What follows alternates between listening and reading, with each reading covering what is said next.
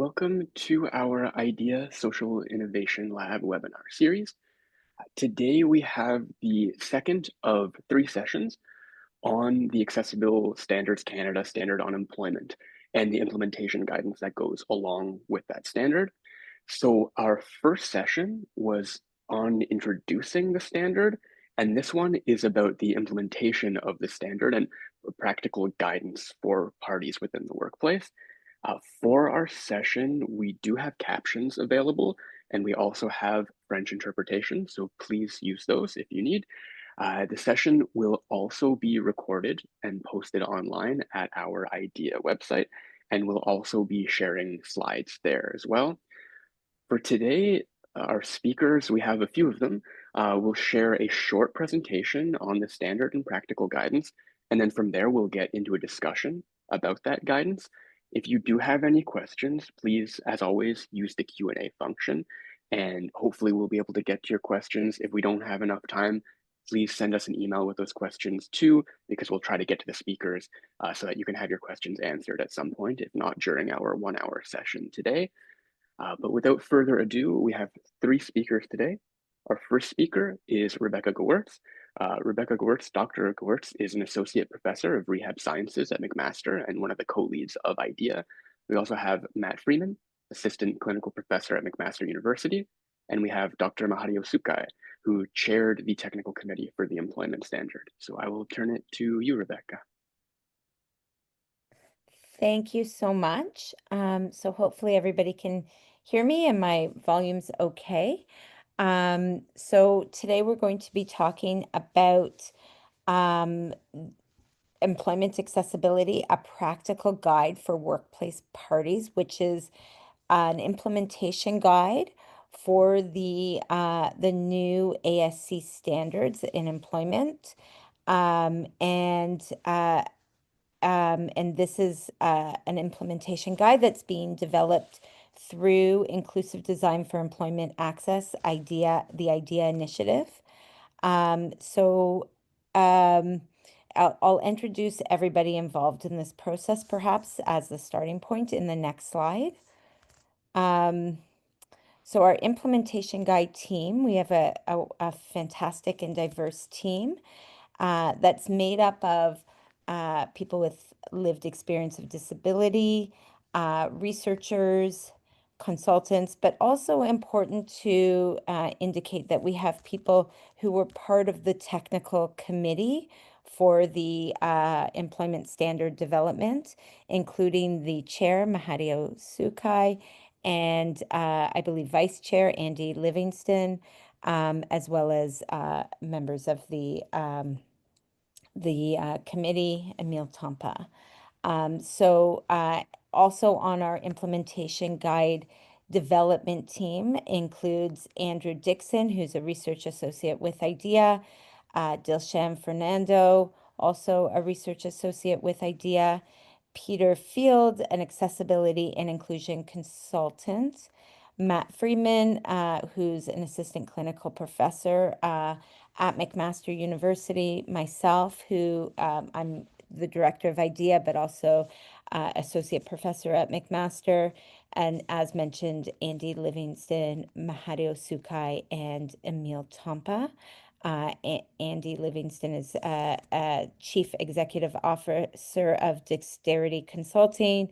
Mahario is an educator, executive, and researcher and scientist, and Emil Tampa, who is the executive director of IDEA and a senior scientist at the Institute for Work and Health. So we have a very diverse team that I think we each bring important perspectives to this idea of how do we take these standards and support the implementation of the standard. Yeah, and so I've already mentioned this. Our project team includes accessibility experts from different disciplines, some who are persons with lived experience of disability. I would say we all come to this work from very important perspectives. We include policy advisors, system thinkers, academics, and consultants. And several of the team members were on the Employment Standard Technical Committee, and I believe I already highlighted some of the people who were on that committee. So this is really meant to be review. I think many people on the line can already relate to this and the labor market realities of persons with disabilities. But just to reiterate that in Canada, only 47.1% of persons with disabilities were employed in 2023, and this compares with 66.9 for people without disabilities. So that's a stark difference that we believe we can really reduce the difference between the opportunities for people with disabilities and those without disabilities by creating more inclusive workplaces. And so the unemployment rates for people with disabilities are 7.6% compared to 4.6% among the rest of the population. And importantly, because it's not just the rate of employment or rate of unemployment, but the median wages are also 5.5% lower. And barriers to employment for people with disabilities continue to exist despite much effort and resources that we've invested in skilling up workers and supporting their employment search efforts and their employability journeys. So traditionally, we've really focused on the disabled job seeker. And despite those, I would say, decades of effort, um, we continue to see barriers to employment.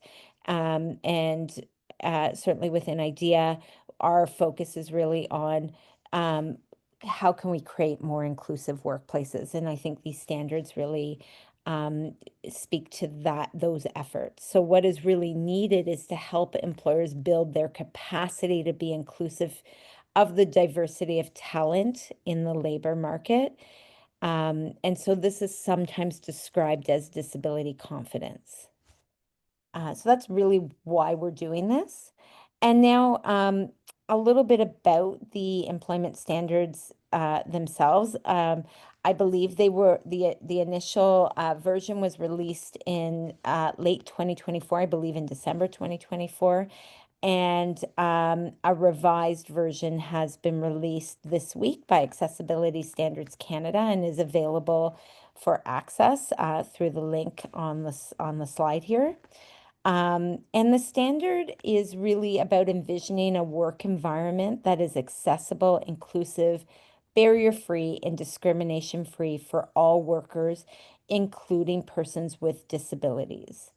And as I've already alluded to, it draws on a social model of disability. So it promotes removing barriers in the environment and providing accommodations without the need for disclosure. So it really focuses on how you can create a more inclusive workplace and environments that are what we refer to as inclusive by design. And we can get a bit more into that as we move into the panel discussion. But that's really our focus, is trying to create inclusive work environments that do not require that formal accommodation process. That's inclusive to the diversity of the workplace. So just a brief overview of the standard, and Mahadio walked us through this, I believe, in more detail at the last webinar, and our webinars are available through the IDEA website. But there are 5 core modules or clauses in the standard itself. And this includes Clause 10, which is about structural support, policy, and leadership. Clause 11, which is about culture, engagement, and education. Clause 12, which is about recruitment, hiring, and onboarding. Clause 13, which is about retention and career development. And Clause 14, which is about development and maintenance of an accessibility support.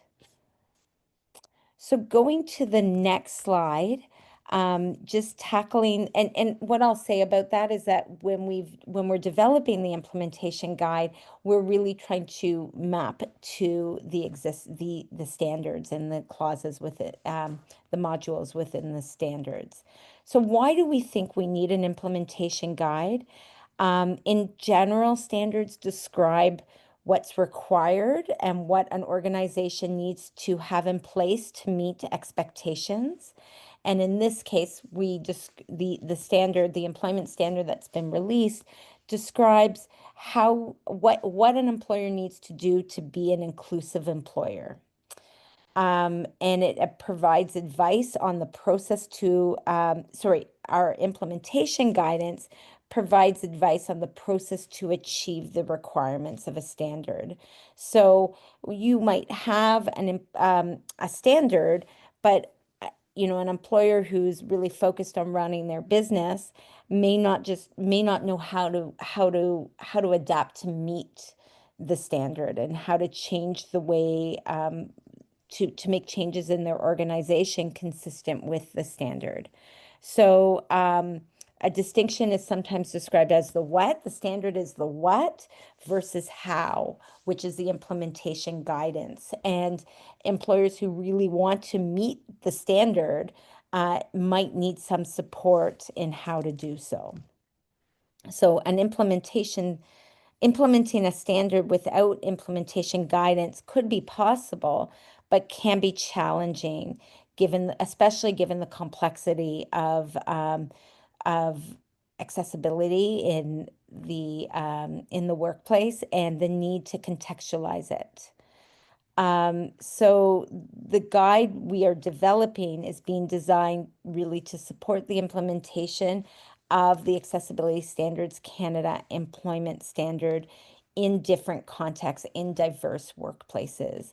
Our goal is really to support the efforts that employers are making to become more inclusive and accessible. So the process of implementation will vary on the unique circumstances of each organization.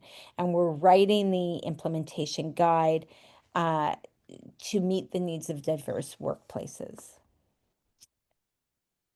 So if you recall 2 slides ago, I talked about what the modules are within the standards, and we are covering similar areas within the guide, including developing an employment accessibility strategy, creating a new normal through leadership and culture, inclusive recruitment, hiring, and onboarding, inclusive retention, promotion, and career development, and then creating and maintaining an accessibility support system. And the emphasis within the guide is given to measurement, evaluation, and reporting, as well as keeping up with accessibility compliance, because that's what employers really, are often concerned about. So we're really trying to address that as we develop the guide. And so it's grounded in this concept of continual improvement.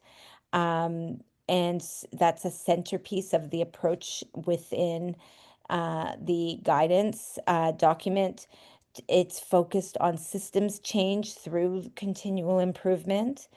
And for some of you might be very familiar with the continual improvement system focus and process, but it is an ongoing effort to refine a particular area of organizational activities through periodic cycles of reviewing and revising. So typically there are 4 stages to this cycle, and it's often known as plan, do, check, act. So the first stage is a plan, which is about developing plans and targets. The second stage is the do stage. It's implementing the plans. The third stage is measuring and evaluating progress and outcomes. That's the check phase. And then the last phase is acting on findings of the evaluation to ensure targets are met. So that's the act phase. So I want to acknowledge that the development of this guidance document is happening through Inclusive Design for Employment Access, or IDEA, which is supported by generous funding from the Government of Canada's New Frontiers in Research Fund. So I just want to acknowledge that that's where the funding for this has come, specifically for the guidance, the implementation guidance. And I think those are the introductory slides that sort of set the stage for our panel discussion. Great. So thank you very much, Rebecca. And just in case, if anyone joined late, uh, Dr. Gewirtz gave us an introduction to the implementation guidance being developed. We have 3 panelists with us today. Those include Dr. Gewirtz, Dr. Sukai, and Dr. Freeman. So we're going to get into some questions about the implementation guidance. We already have some questions in the Q&A. If you do have questions for the panelists, please type those into the Q&A function and we'll hopefully be able to get to them. To start, I have a question for Mahadeo, although anyone can respond to it. And the question is, how long do you think it would take for an organization to implement the standard? That's a fun question, Dan. Thank you for asking it. And good morning, good afternoon, everybody, depending on which time zone you're in. So the standard is set up in such a way so that someone can say, you know what, I'm going to start by doing everything, for example, in clause 12, which is the recruitment, hiring, and onboarding clause, and then circle back to doing other stuff. So to some degree, the standard can be modularized, and organizations can tackle the modules that each individual organization feels might be simpler for them based on what they already have. I think that implementation, to be clear from my perspective, is and this is Mahadio's personal perspective. And that comes from actually serving as an organization's chief accessibility officer for 7 years. There's never going to be a finish line, right? So we're never going to completely have a fully accessible by design work environment, because the environment is constantly evolving and it needs to constantly evolve through that lens of accessibility by design. So we're always paying attention to it.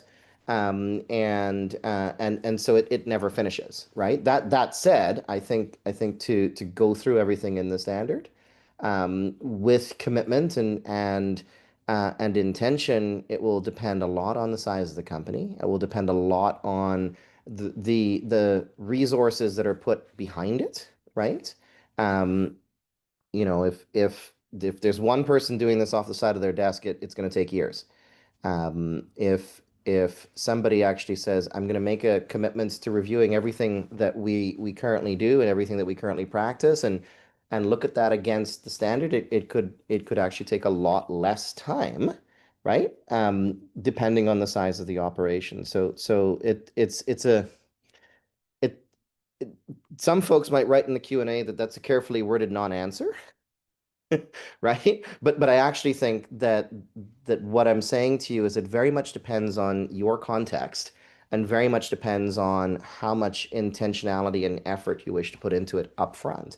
The purpose of the standard is all about accessibility by design in the workplace. So it's all about intentionality and effort upfront, right? The more of that you put in, the easier it is going to be to do in the long term, and the faster it's going to take you, no matter how big you are. Thank you. And the next question, I'll start off by posing it to you, Matt, but anyone in the panel, please feel free to answer, is what do you see are the benefits of implementing the standard on a voluntary basis?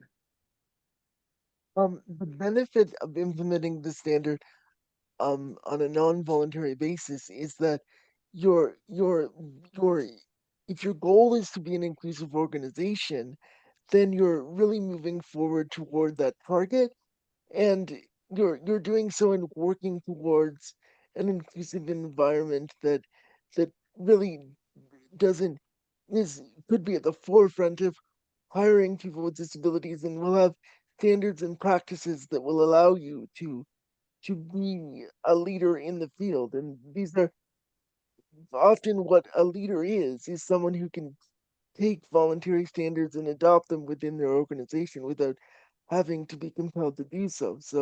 So I believe that that's one of the major benefits to implementing a voluntary standard. There's also the sense that this is a societal responsibility to have an inclusive workplace. So I think, although it's voluntary in terms of implementing within the workplace, there is a need to integrate people with disabilities further into the workplace. So I think that that's a benefit as well. And I don't know, Mahadi or Rebecca, whether you have anything you want to add.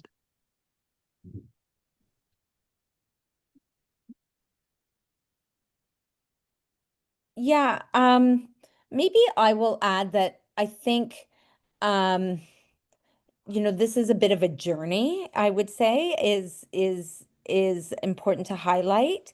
And so, different organizations are going to go through different processes. And as they pick up the implementation guidance, some may see some components that can be implemented really readily and easily without too much effort, these kind of quick wins that will achieve several things, and that perhaps they are structures or processes that they were hoping to do anyways, but they couldn't get buy-in. And maybe, the fact that it's in the implementation guidance and part of the standard, they might be able to push that forward really easily. And then there's going to be components that take much longer, things like culture change. That can be a slow process that is not going to happen right away overnight. So I think making it voluntary allows organizations to go through that natural evolution and process, and sort of figure things out at their own pace, seeing the benefit of it, and it just gives organizations that flexibility to grow more naturally than otherwise. Nadia, is there anything you would like to add? I think that the thing that I would probably say is that what different organizations are going to think is the easiest thing to do, right? Will definitely vary from entity to entity, but also some things are probably a lot easier to do than we might give them credit for. And I'm gonna take the employment accessibility strategy as an example of this, right? Someone might take what's written in the standard and say, wow, you're actually asking me to completely overhaul every policy I have in my organization. And I'm a large organization of 1,000 employees, or I'm an organization of 10 people, and I'm the one in charge of all the policies. You're asking me to review everything, right? And that's a lot of work. And I don't really understand the point of it, and I don't really understand how it's going to make a difference.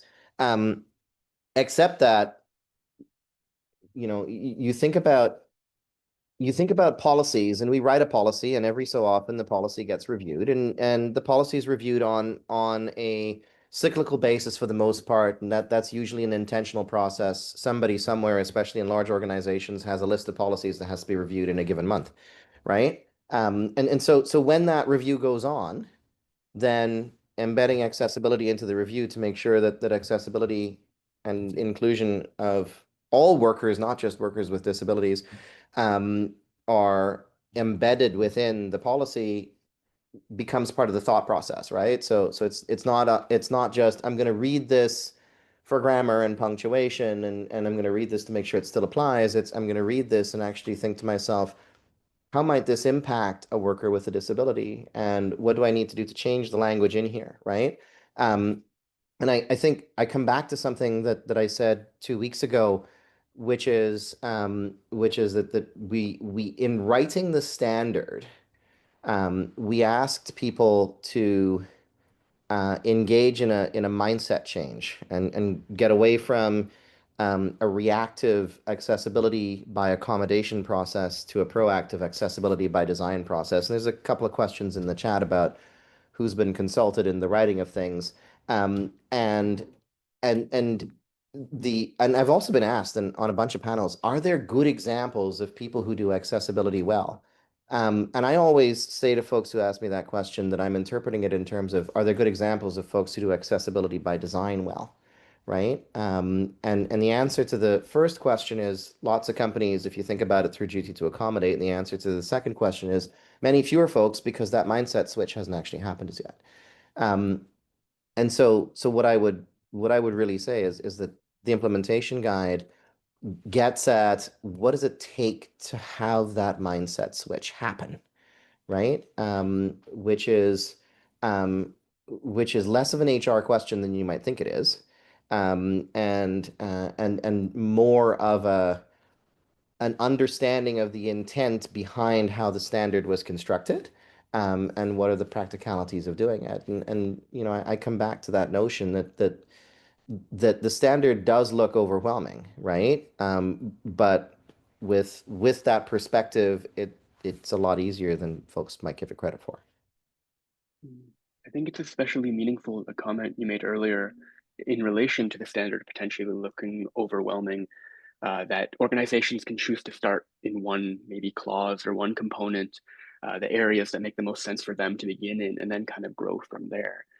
And this actually relates to our next question, which I'll start off by posing to you, Matt, is what kinds of expertise does one need to be able to implement the standard? One of the things that we've tried to do around thinking around the implementation is to recognize that not all enterprises and businesses are at the same place. So not every organization has the same level of expertise. So there is when thinking about the standard, if you read through the standard, you'll see that there's a lot of definitions that are explained. And when we're thinking about implementation, we think about, well, what are the key terms that need to think about? And then we need to think about what's a useful step-by-step process to help people get started with with the implementation. So one of the components that I'm involved in is the notion of a disability support system and who would be a part of those teams. So if we think about smaller organizations where one person might be responsible for a lot of different things, then there's not that same level of expertise and really checking in a specific knowledge base. So we really tried to make sure that the standard and the implementation of the standard can be accessible to everyone. Thank you. And our other panelists, Rebecca and Mahadeo, let us know if you have anything you want to share there too. No?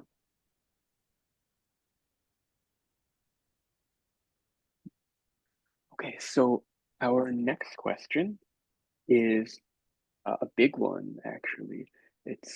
I'll pose it to Rebecca first. How does one know if they are compliant with the standard? Yeah, that is a big question.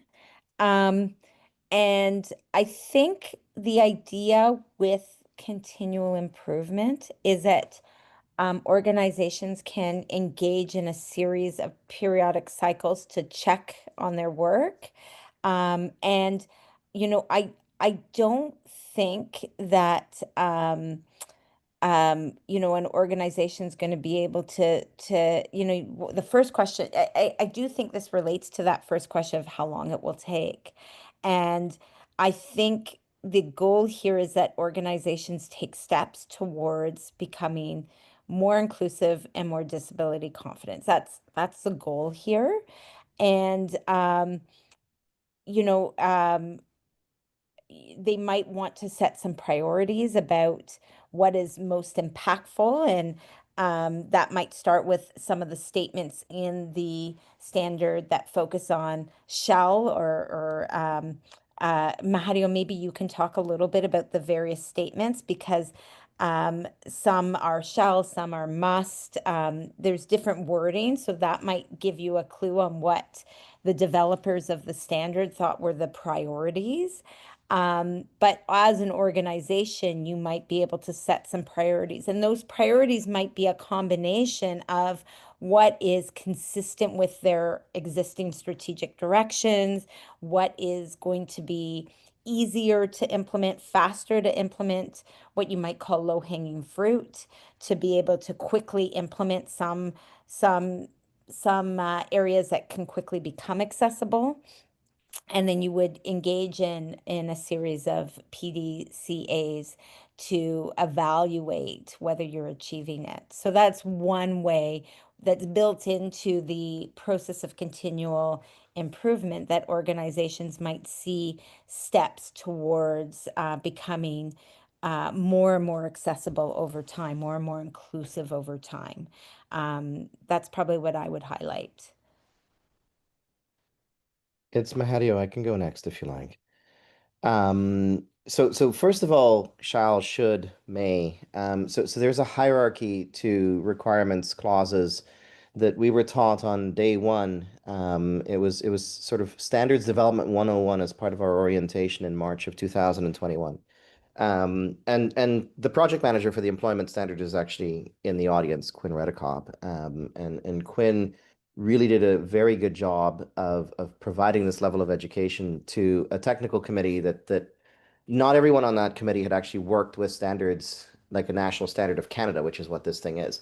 And so shall basically means you must do this.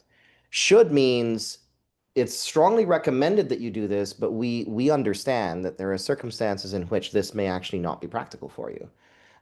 May means we want you to consider this, and in ideal circumstances, do it. And in circumstances that aren't ideal, it's okay for you to not do it. And then the lowest level is a can, which basically means think about it. You don't have to do anything, right? We never used can or may in this standard.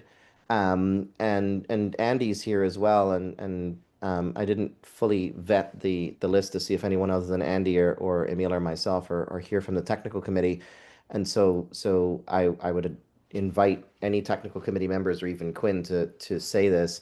Um, we, I think, made a conscious choice to use should only in a setting where we recognized there were barriers to actually doing the thing. So should was not our default. Shall was our default. We said everybody must do these things. And we recognize that sometimes that's not practical or possible for very just and valid reasons, and that's the only time we actually said should, and that was how we sort of treated it. A lot of public comments were, well, this should be should, not shall, and committee rejected those. And so that's something about the hierarchy of language. How do we know that the standard is how do we know that an organization is compliant with the standard? So let's actually take clause 12 as an example. This is the recruitment, hiring, and onboarding clause. A number of elements in there basically say the organization shall have a publicly posted commitment to accessibility and inclusion in employment practices, right? So that is I have it or I don't have it, right? So it exists, it's publicly posted, I can point to it, there's a URL. So in other words, I can document doing this thing, right? And at the end of the day, in any kind of compliance framework, the question becomes, can I document having done this thing? Not having thought about the thing, but rather having attempted to do the thing in one way, shape, or form. And in many clauses, we recognize there is no right way to do it. There's also no single way to do it. And a lot of it will depend on how big the organization is, what sector the organization's in, the geographic location of the organization, all sorts of variables that we thought about in the writing of the standard, but were not under our control. So from a process of understanding whether I'm compliant, can I document something as specific as I need to have commitment statements to accessibility and inclusion in my employment practices, right? Talking about the employment accessibility strategy, which is the exact opposite end of that spectrum of specificity, the question is, again, can I document having done something to review a standard to review a policy to determine how to embed accessibility and inclusion into that policy, right? And so if I can document that level of detail, and that documentation makes sense, and that documentation will make sense to not just somebody in my organization, but somebody outside. Um, and I know that this is working because of what Rebecca just said, then I know that I'm being compliant, right? If I can't do those things, I'm not compliant. Yeah, it's very helpful to have that understanding of shall and should. And also, I know, Rebecca, during your presentation, you mentioned that the implementation guidance will have these elements of measurement and evaluation, sort of have that documentation present so that we can go back to the document. And our next question, it relates to some of what we've been talking about, especially in terms of, we've mentioned the breadth of the standard as well as the depth of the standard too. It's a very large, substantial document. So for an organization, let's say, that's deciding, we're going to start implementing this, we have a grasp of our shalls and shoulds, but within our own context, maybe they're not sure how they would implement it. Where would you suggest an organization new to this area starts in terms of implementation? And I'll pose this question first to you, Matt, but everyone please go ahead as well if anyone really wants to jump in. Think as we are developing the implementation guide, one of the things we're thinking about is actually how to get started and who should get started. So one of the things we're trying to do is break up the process and put the standard in some kind of um context for how do I go about doing this and who do I involve. And one of the first key steps for implementing and working with the standard, regardless of what area of the standard we're talking about, is really doing a survey of the capacity of your organization or your business to determine where are the gaps or what are, and Rebecca's talked about low-hanging fruit. Have you done an assessment of your organization to see where the capacity is to address some of these clauses right away? And I think that is our overall goal in terms of implementation, because we recognize that, again, not everyone is in the same place, and there needs to be some flexibility for the type of organization that you have. Great. And yeah, our other two panelists, would you like to share anything on that kind of starting point for organizations that are new to this area? Rebecca, did you want to go first? Yeah, maybe I'll say something here. I really think that this is something that organizations, I agree with what you've said, Matt, that organizations need to look at their capacity and what they're already doing. And I think there's going to be a lot of win-wins where they kind of see that there are some steps that they can take that's consistent with other priorities or strategic directions. And that's where I would start, like where makes the most sense. And I'm not sure that where to start is exactly, if we can actually make some generalizable, too many anyways. I think there's some things that are, critical that can also be done right away that are easy for organizations to do. But I think there's a lot that organizations will need to have some control. Um, so I do think there is, they have to go through that process, and that journey or that process is going to perhaps take some time and effort, but then produce really really good results. And I do think it's interesting, the comment, there is a question in the Q&A about like how to effectively demonstrate the impact, the financial impact of meeting, or the economic, I guess, that return on investment that organizations want to know about, of taking these steps. So I'm not sure I can answer that, but I think I agree with the person who's asked the question that that is the motivator, and that's where the system level evaluation ongoing is going to be really important to demonstrate that, when you take these steps, there's positive impacts on the organization. And I agree that specifically around that financial gain, the return on the investment, will be really important. And how to measure that is really kind of a qualitative process, that like showing that people stay, that employees stay with the organization, there's less turnover, those kinds of measures that a lot of organizations do collect would be really powerful indicators of positive change in the culture, and that people want to stay in the organization. So those are some of my thoughts. And I think there's other people on the panel and in our team who can comment a little bit more on that economic evaluation. And it's Mahadio. So before Stuart, I come to your question, and it is a good question. I'm not an economist. That would be Emil, and Emil would have thoughts as well. Um, where to start? So here's actually what I think. If I were in a position to actually recommend to an entity how to tackle the employment standard, I would actually suggest that the first thing that you do is somebody sit down with all of the department heads across the organization and say, what are you already doing from an accessibility and inclusion perspective? And then review that list and ask the question of how much of this is accessible by design versus how much of this is accessible by reactive, right? Or accessible by reaction. And then I would actually look at that information against the body of the standard itself.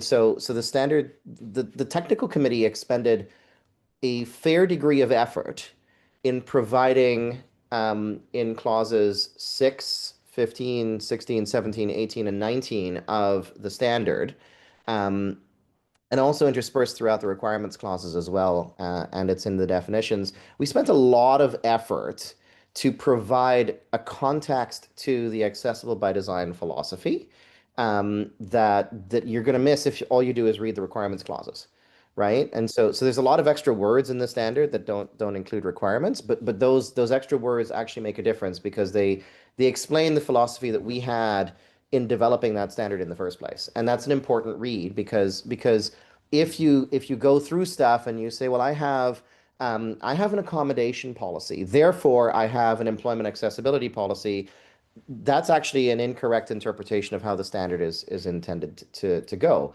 Or you say, I have a policy that says if you require accommodation during the interview, and those of you who've heard me talk before know I loathe the word accommodation, but I'm using it because it's the legal term here. And so if you have something that says if you require an accommodation during the interview, contact HR, that actually does not meet the intent or the letter of most of what's in clause 12, right? So yes, there are accessibility things that you might do, but they might not meet the intent or the letter of what's written in the standards. So gather everything that you know you're doing and review that against the standard and the philosophy behind the standard, and then say to yourself, you know what? I'm actually doing a bunch of things that are relevant to clause 11, for example, right? Because my learning and development programming is advanced beyond the let's throw a wall of text at somebody in the first week of their employment, or what have you. And so maybe because I'm doing a lot of stuff that is in alignment with clause 11, I don't look at clause 11 first.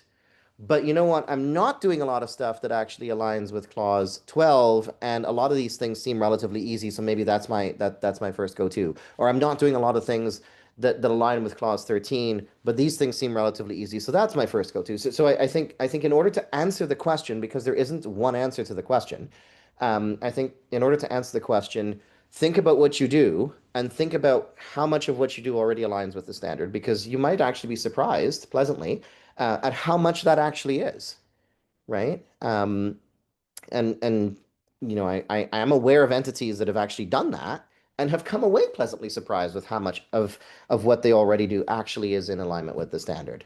And so go through that exercise and then use that information along with the low-hanging fruits that Rebecca talked about to determine what to do first, because there isn't a one-size-fits-all answer. Now, Stuart, again, you ask a really good question, right? And I'm happy to expand on this offline if you're interested. But I would also suggest, in addition to Rebecca's point, that to some degree, what needs to be done is a little bit of an advanced sort of cost effectiveness analysis approach, but also an understanding that money that you spend in year one is money that you're likely not going to have to spend or will outright save in year 3 to 5, for example. And so here's kind of here's one way of thinking about this. So let's say your organization's IT procurement practice is we're giving everyone a 12-inch laptop, right?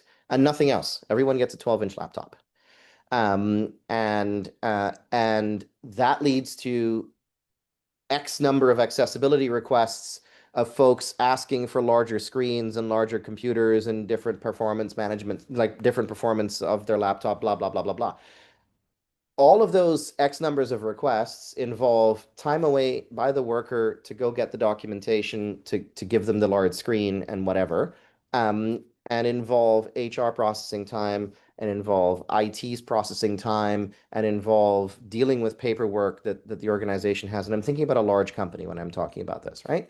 And so you factor all of that in, and you realize that for every request to have a differently set up computer, the cost happens to be, and I'm just going to make up a number here, $2,000 a person. But if you simply got everybody a 15-inch laptop, the cost differential might be $250 per person per laptop. And so if you do the math, you recognize that by changing your procurement policy to not give everyone a 12-inch form factor, but rather a 15-inch laptop, you've all of a sudden, yes, spent an extra $250 per machine out of your capital expenditures, but in reality, are actually saving $2,000 per request, and 20% of your organization is making those requests, then guess what? You're actually saving yourself a pile of money, right? And so for all of the aspects of accessibility within your organization, if you're intent on doing the calculus, that's the kind of calculus you have to do. Thank you. And I want to comment because it came across in everyone's responses, I think, when you're a new organization starting in this space. There's this idea of what gets measured gets done. So it can be a nice point, especially because organizations already have employee surveys and a lot of this information embedded within them. It's really nice to hear all of your kind of varying perspectives on that. Our next question I will pose first to Rebecca, and it is, why is an implementation guide needed for the standard? Okay, so thank you for the question. The short answer is because employers are focused on running their businesses, and many, want to be inclusive, want to have inclusive workplaces, but if we just left it with the what, with the standard, they would think, okay, we know what we need to achieve, no idea how to get from here to there. We don't know how. And so it's to really support the how. Um, and I think that's really the short, to simplify it, that's the answer.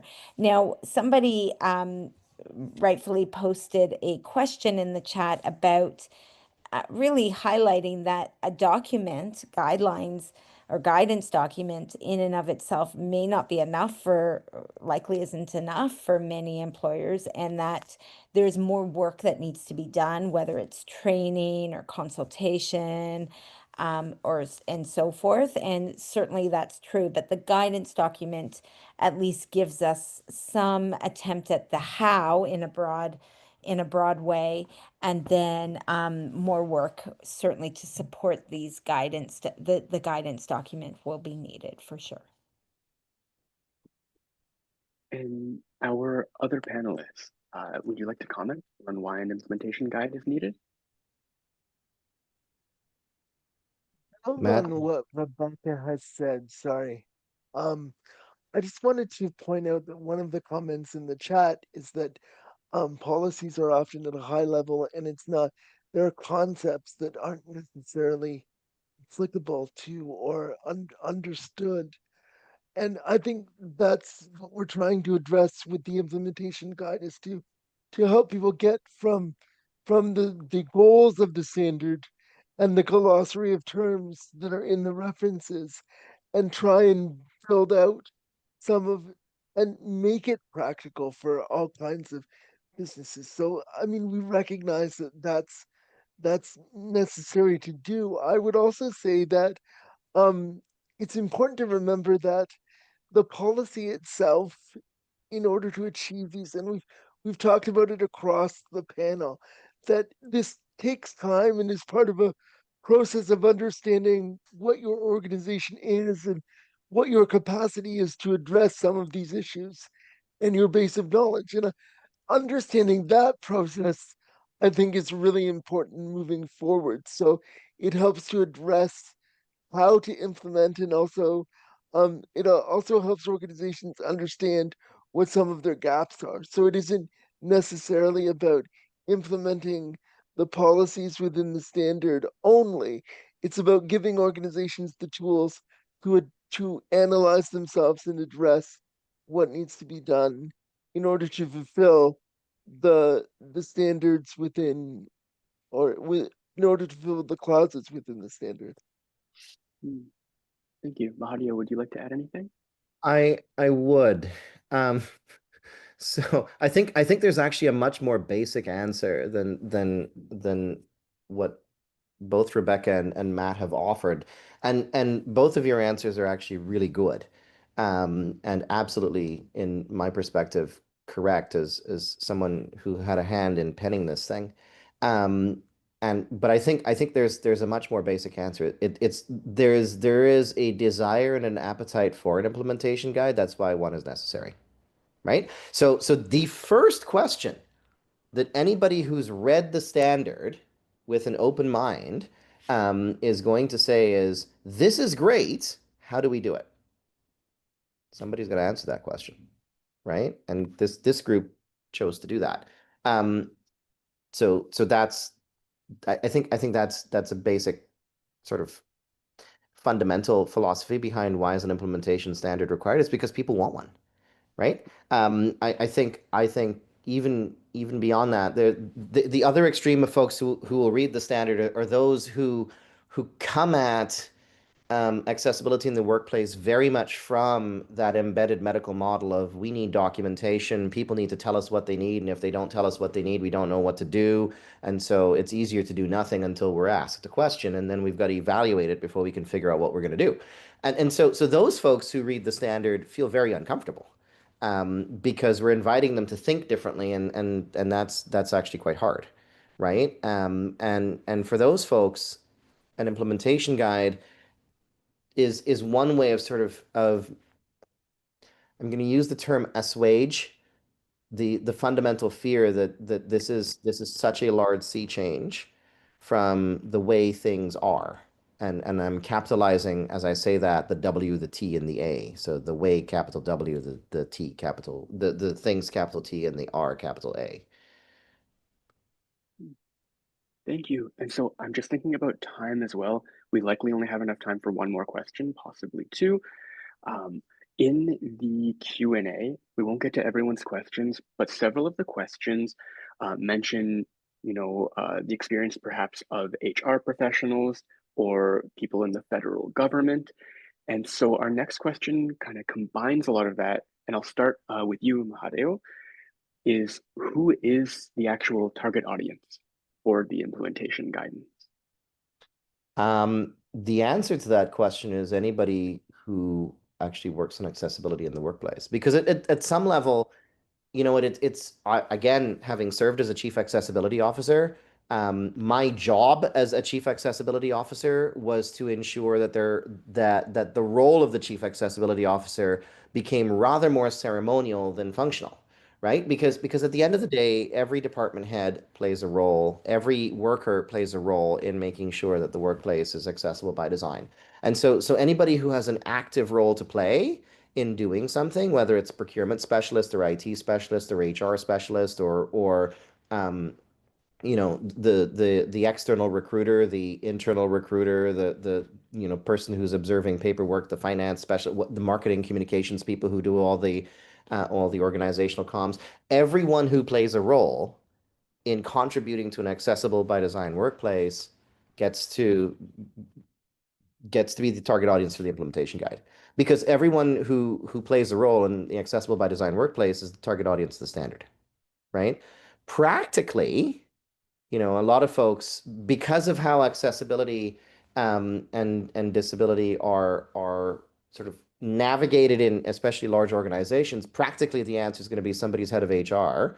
Um, but I actually think that's a logical trap, because it perpetuates a system. It doesn't start to create a culture.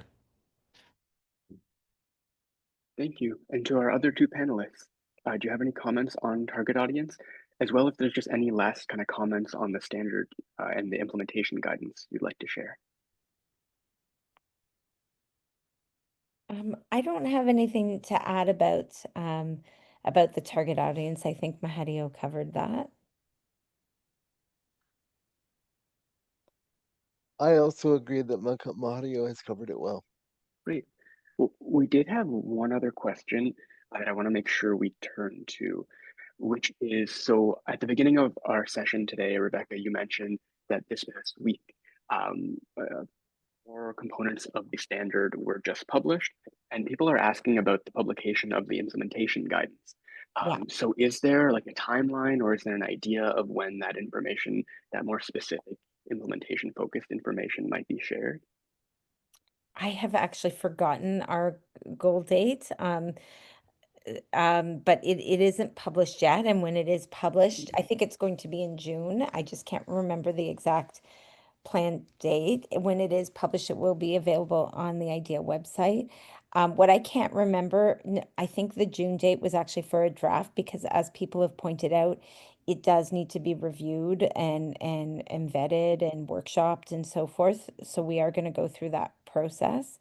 Mahadi, do you want to add to that? Do you remember the date? Yeah, so the specific date is I think still up in the air a little bit. The window is we want it out in draft form as a living document, including HR specialists and folks within the federal public service and so on and so forth to comment on. Now keep in mind that the way that this thing is being conceived of and thought about is as an implementation guide for companies of all sizes. So you've got the 15,000 person federal department, and then you have the 25 person entity that works within the federally regulated spaces, and both of them have to pay attention to this. And so this is not a one size fits all approach. It can't be.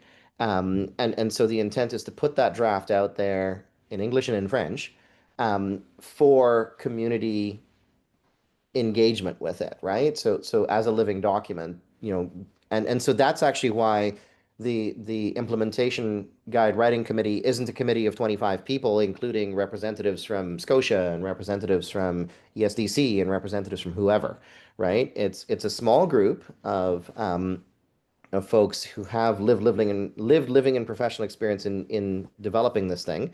And so we're going to develop it. We're going to put it out there. Everyone comment on it, right? Tell us what you think is going to work or not, and try stuff and figure out if it works or not, right? Don't just tell us if you think it works, but actually try it and tell us if it actually works. That's the important part, right? Because we might not think something's going to work, but when we actually give it a shot, we might be like, oh, huh, that's easier than I thought it was going to be, right? And so Yeah, I think June, July in that time frame, because we're in the space now of editing and finalizing chapters of the implementation guide, and then translation will take what translation takes. Yeah. And if I could just add, there was a question about the purpose potentially to eliminate the process of requiring accommodations, and that is not our goal. I did answer that question in the Q&A. People might want to see that, but I know we're out of time, so I will stop. Thank you. No, thank you, Dr. Goertz, Dr. Sukai, and Dr. Freeman. It was a really helpful presentation, and I think from our Q&A, we can tell that people are anticipating this implementation guidance and how much it will help with kind of interpreting the standard itself and working with the standard. Before we go, I do just, as always, want to say thank you to the team that makes these webinars possible. Aiken Growal, Therese Selenix, Sabrina Chowdhury, Rebecca Goertz, as well as with us today, Emil Tampa too, and our French language interpreter. So we have our third and last session on the standard and implementation. That's happening in a couple weeks in June. So please also join us for that. But until that, I hope you have a nice weekend and thank you for joining us today. And happy National Accessibility Week. Yes, happy National Accessibility Week.